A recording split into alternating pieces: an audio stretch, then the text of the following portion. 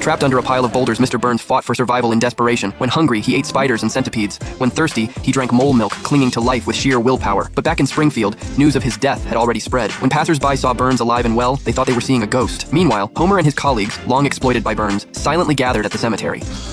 Who's grieved? The unknown soldier? Tyrion?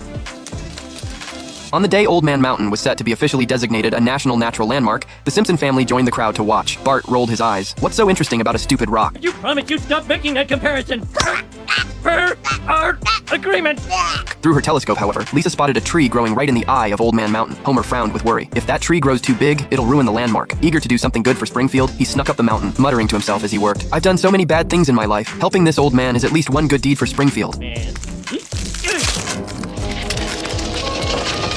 While Lisa recited the tribute poem she'd written for Old Man Mountain, the ground suddenly shook violently. The mountain statue began to wobble. As the statue crumbled, Burns didn't even have time to react before he was buried under the falling rocks. The disaster happened so fast, Smithers, his assistant, tried to rescue him, but it was too late. He broke down in tears. His plan to confess his feelings to Burns that night would never come to fruition. On the way home, the family was still in shock. Lisa mourned, "The tribute poem I wrote for Old Man Mountain is now a relic." Marge suggested, "We could publish the poem in a newspaper to honor the mountain." She decided to create a commemorative newspaper for Old Man Mountain. After Burns' death, Smithers drowned his sorrows in alcohol, reminiscing about the past, until a familiar voice spoke up behind him. Burns had survived the disaster, though he'd suffered a bad blow to the head. Thanks to his thin frame, he'd fit into a narrow crevice in the rocks. In that desperate situation, he ate insects to stay alive, found a mole den along the way, and drank mole milk to regain strength, finally crawling out of the rocky grave that had trapped him. Burns couldn't wait to turn on the TV, eager to see how people were mourning him. But even after the disaster, everyone was still grieving the loss of Old Man Mountain.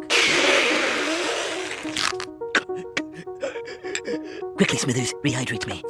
Determined to improve his image in Springfield, Burns set his sights on buying the town's largest media group, but the group's owner was tough. Even though Burns' offer was tempting, the owner refused firmly. With the power of his wealth, however, Want to split an ice cream sundae? Done and done. Burns eventually monopolized